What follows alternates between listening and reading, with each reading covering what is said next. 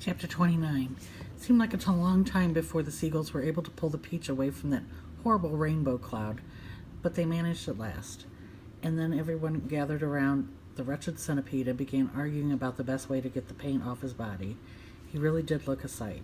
He was purple all over, and now that the paint was beginning to dry and harden, he was forced to sit very stiff and upright, as though he were encased in cement, and all 42 of his legs were sticking straight out in front of him, like rods. He tried to say something, but his lips wouldn't move.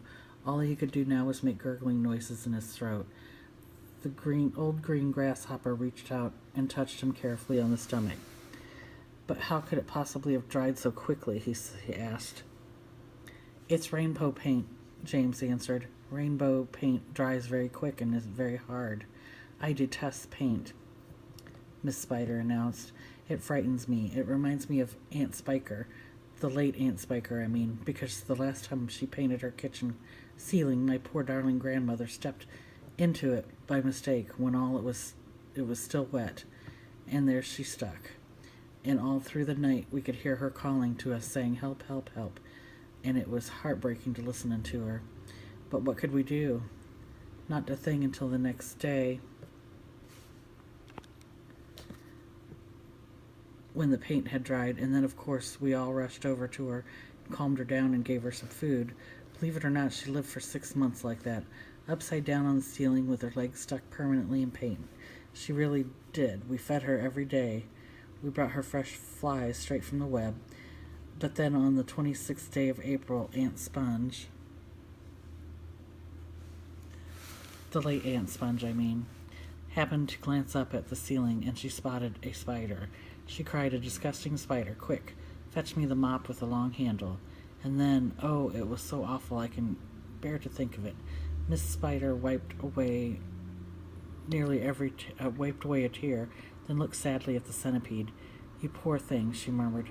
"I do feel sorry for her." It'll never come off," said the earthworm brightly. "Our centipede will never move again. He will turn into a statue, and we shall be able to put him in the middle of the lawn with a bird bath on the top of his head." "We could try peeling him like a banana," the old green grasshopper suggested. "Or rubbing him with sandpaper," the ladybug said. "Now, if he stuck out his tongue," the earthworm said, smiling for a little for perhaps the first time in his life, "if he stuck it out really far, then we could all catch hold of it and start pulling. And if we pulled hard enough, we could turn him inside out, and he would have a new skin." There was a pause while the others considered this interesting proposal. "I think," Jim said slowly, "I think that the best thing to do—" Then he stopped. "What was that?" he asked quickly. "I heard a voice. I heard someone shouting." They all raised their heads listening. "Shh! There it is again." But the voice was too far away for them to hear what it was saying. "It's a cloud man," Miss Spider cried. I just know it's a cloud man. They're after us again." "It came from above," the earthworm said, and automatically everyone looked upward, everybody except the centipede, who couldn't move. "Ouch," they said. "Help, mercy, we're going to catch it this time."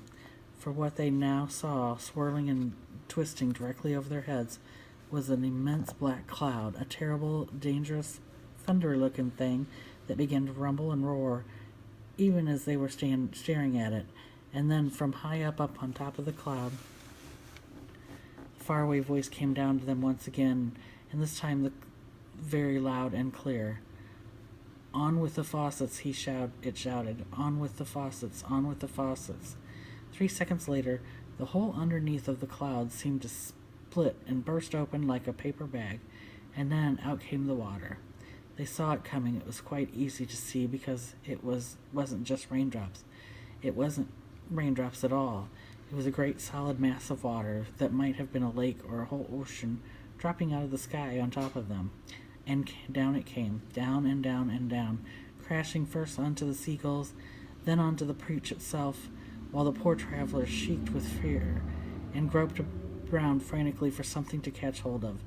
The peach stem, the silk strings, anything they could find, and all the time the water came pouring and roaring down upon them, bouncing and smashing and sloshing and slashing away and swashing and swirling and surging and whirling and gurgling and gushing and rushing and rushing.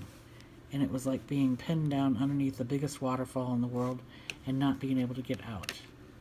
They couldn't speak, they couldn't see, they couldn't breathe, and James Henry Trotter, holding on madly to one of the silk strings above the peach stem, told himself that this must surely be the end of everything at last. But then, just as suddenly as it had started, the deluge stopped. They were out of it, and it was over. The wonderful seagulls had flown right through it, and had come out safely on the other side. Once again, the giant peach was sailing peacefully through the mysterious moonlit sky.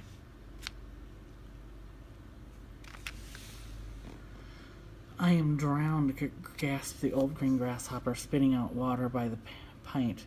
"It's gone right through my skin," the earthworm groaned. "I always thought that my skin was waterproof, but it isn't, and now I'm full of rain. Look at me," shouted the centipede excitedly. "It washed me clean. The paint's all gone. I can move again." "That's the worst news I've had in a long time," the earthworm said. The centipede was dancing around the deck and turning somersaults in the air and singing at the top of his voice. "Oh, hooray for the storm and the rain. I can move, I don't feel any pain.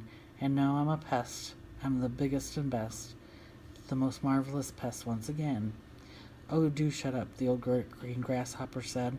"Look at me," cried the centipede. "Look at me, I am freed, not a scratch nor a bruise nor a bleed. To his grave, this fine gent, they all thought they had sent, and I very near went. Oh, I very near went, but they sent quite a wrong centipede."